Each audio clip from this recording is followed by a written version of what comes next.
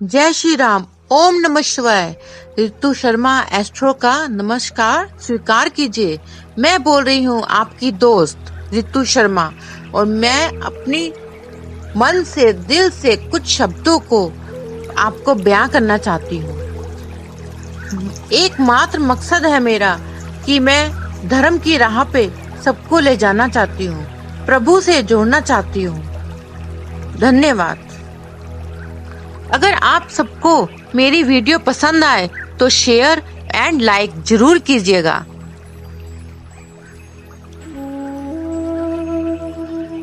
जय श्री राम। अपनी परिस्थिति परमेश्वर को सौंप दे, क्योंकि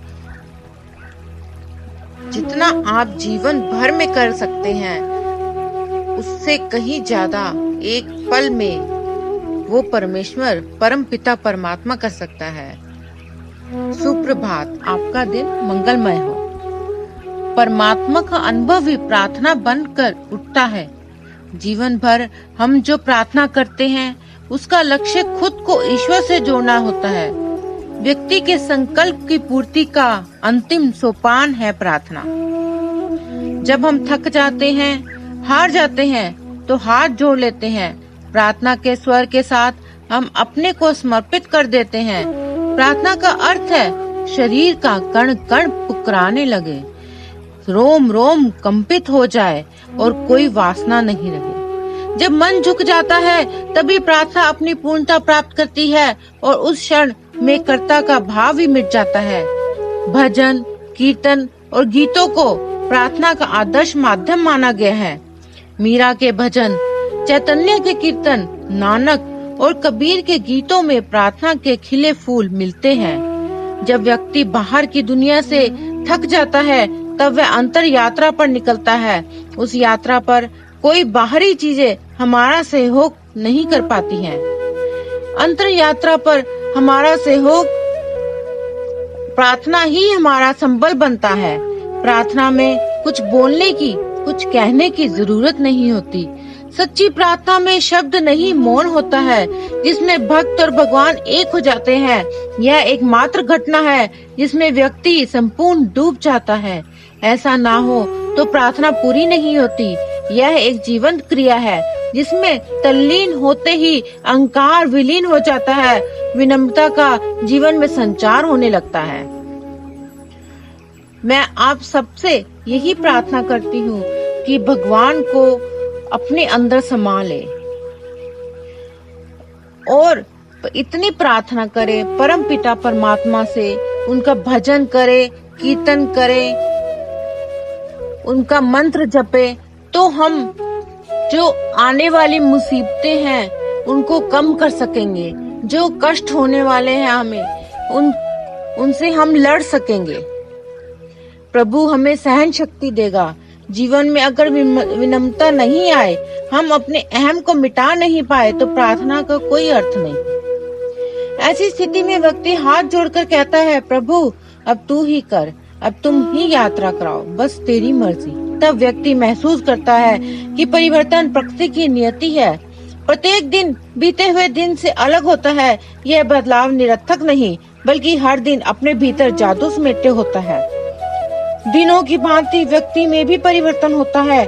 तुम आज वह नहीं हो जो कल थे। तुम्हारे साथ चुनौतियों ने भी अपना रूप बदल लिया है। प्रार्थना से हमारी तैयारी को आधार मिलता है, जीवन को आगे बढ़ाने की प्रेरणा मिलती है। इसलिए मैं आप सभी से ये प्रार्थना करती हूँ कि अगर कोई कष्ट आए, कुछ परेशानी आए जिसको आप नहीं सह पा रहे, तो अपने आप को मृत्यु को नहीं सौंपिए। आत्मदाह बिल्कुल ना करिए। आपको जीवन में आप भाग्यशाली हैं कि आपको पूर्ण रूप शरीर मिला है। पूरे अंग है शरीर के, आप बोल पा रहे हैं, देख पा रहे हैं। आप में क्या कमी है?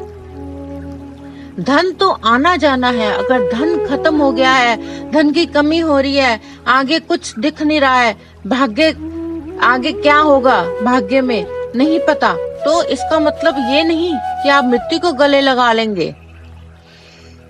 अपने मन को समझिए, अपने प्रभु को समझिए।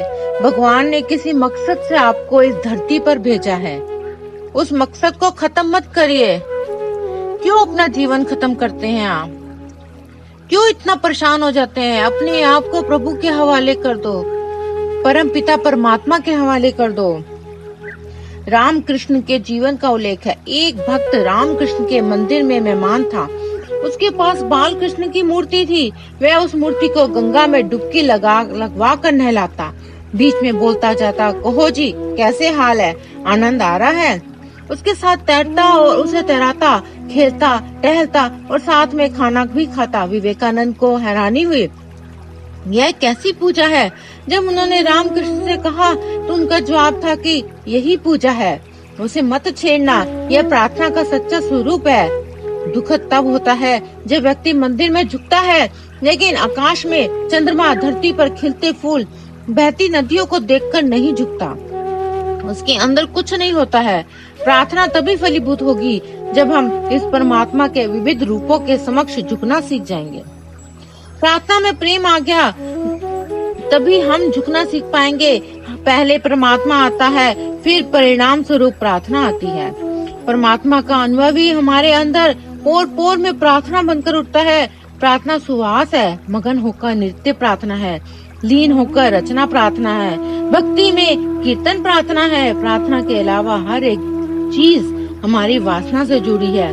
प्रार्थना के पलों में हम अपने केंद्र पर होते हैं। जीवन के प्रति एक दिव्य भाव को प्रार्थना परिपूर्ण बनाता है। इसलिए मैं आप सबों से प्रार्थना करती हूँ कि भगवान को पूजे, प्रभु का कीर्तन करे, मनन करे, ना कि दुखी होए। इस कोरोना काल के समय जो परेशानियां मनुष्य को झेलनी पड़ रही है वो मैं समझ सकती हूँ, पर उन परेशानियों को अपना के उनसे दुखी ना होए। परमपिता परमात्मा में खो जाए और भगवान से प्रार्थना करे, हे प्रभु मुझे इतनी शक्ति दे कि मेरा मन कमजोर ना पड़े। इतनी शक्ति हमें देना दाता, मन का विश्वास कमजोर होना। हम चले नेक रास्ते पे हमसे भूल कर भी कोई भूल होना। इतनी शक्ति हमें देना दाता, मन का विश्वास कमजोर होना। मैं आप सबों से प्रार्थना करती हूँ, हर मनुष्य से प्रार्थना करती हूँ कि हिम्मत ना हारे। कितनी भी मुसीबत आए, कितने भी दुख आए, कितने भी कष्ट आए, हिम्मत नहीं हारिए और अपने परिवार को, अपने परिवार जनों को बल दीजिए, अपने आप को भी बल दीजिए। प्रार्थना हमें बल ही नहीं सब कुछ प्रदान करता है। हमारे जीवन में खुशियां भरेगी ये प्रार्थना। इसलिए भगवान से प्रार्थना कीजिए। ओम नमः शिवाय। जय श्री राम।